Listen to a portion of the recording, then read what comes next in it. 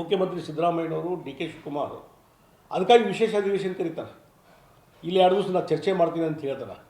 ನಾನು ಕೇಳ್ತೀನಿ, ಪಾರ್ಲಿಮೆಂಟ್ನಲ್ಲಿ ಅಲ್ಲಿ ಈ ಬಿಲ್ ಮಂಡನೆ ಆಯ್ತಲ್ಲ, ಅದ್ರ ಬಗ್ಗೆ ಡಿಬೇಟ್ ಮಾಡಬೇಕಾಗಿತ್ತಲ್ಲ. ನೀವು ರಾಹುಲ್ ಗಾಂಧಿ ಡಿಬೇಟ್ ಮಾಡಬೇಕಾಗಿತ್ತಲ್ಲ. ಅಲ್ಲಿ ಮಾಡಲಾರ್ದು ಓಡಿ ಹೋದಂಥವ್ರು ನೀವು. ಯಾಕಂದ್ರೆ ಅಲ್ಲಿ ಸರ್ಕಾರ ಸರಿಯಾದಂಥ ಉತ್ತರ ಕೊಡೋದಂತ ಗುರ್ತಿತ್ತು. ಅದನ್ನು ತಪ್ಪಿಸ್ಕೊಳ್ಳೋಕ್ಕೆ ಅಲ್ಲಿ ಯಾರು ನಮ್ಮ ಕೃಷಿ ಸಚಿವರು ಅವರು ಅದನ್ನು ಮಂಡನೆ ಮಾಡಿದಾಗ, ಅವರು ಎಕ್ಸ್ಪ್ಲನೇಷನ್ ಮಾಡಿದಾಗ ಅದನ್ನು ಕೇಳಲಿಕ್ಕೂ ನಿಮಗೆ ವ್ಯವಧಾನ ಇಲ್ಲ. ಶಿವರಾಜ್ ಸಿಂಗ್ ಚೌಹಾಣ್ ಅವರು ಭಾಳಷ್ಟು ಆರ್ಗ್ಯುಮೆಂಟ್ ಮಾಡಿದರು. ಅದು ಕೇಳಿಕ್ಕೆ ಅದು ಅವರು ಎಲ್ಲಿವರೆಗೆ ಬಿಲ್ ಮಂಡನೆ ಮಾಡಿ ಎಕ್ಸ್ಪ್ಲನೇಷನ್ ಮಾಡಿದ್ರು, ಗದ್ದಲ ಹಾಕೋದು ಮಾಡಿದರು, ಬೈಕೌಟ್ ಮಾಡಿದ್ರು ಹೊರತು ನೀವು ಅದು ನಿಜವಾಗಿ ನಿಮಗೆ ಅಲ್ಲಿ ಏನಾದರೂ ಪಾಯಿಂಟ್ಸ್ ಇದ್ದರೆ ಅಲ್ಲಿ ಡಿಬೇಟ್ ಮಾಡ್ಬೋದಾಗಿತ್ತಲ್ಲ.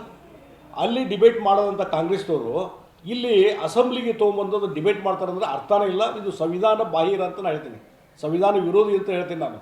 ಯಾಕಂದರೆ ಪಾರ್ಲಿಮೆಂಟ್ನಲ್ಲಿ ಬಿಲ್ ಪಾಸ್ ಆದದನ್ನು ಇಲ್ಲಿ ಹೆಂಗೆ ಡಿಬೇಟ್ ಮಾಡ್ತೀವಿ ನೀವು? ಸಾಧ್ಯನೇ ಇಲ್ಲ, ಮಾಡಲಿಕ್ಕೆ ಸಾಧ್ಯನೇ ಇಲ್ಲ. ಈ ರೀತಿ ವಿಶೇಷ ಅಧಿವೇಶನ ಕರೀಲಿಕ್ಕೂ ಸಾಧ್ಯ ಇಲ್ಲ. What decision you are going to take?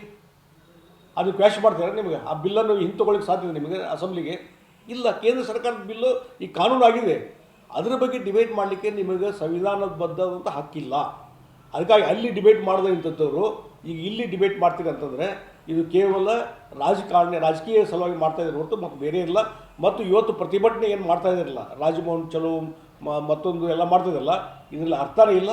ಇವತ್ತು ಜನ ನಿಮ್ಮ ಈ ರೀತಿಯಾದಂಥ ಮೋಸಗಾರಿಕೆ, ಈ ರೀತಿ ರಾಜಕೀಯಕ್ಕೆ ಯಾರೂ ಮನ್ನಣೆ ಕೊಡುವುದಿಲ್ಲ ಅನ್ನುವಂಥದ್ದು ನಾನು ಸ್ಪಷ್ಟವಾಗಿ ಹೇಳ್ತೀನಿ.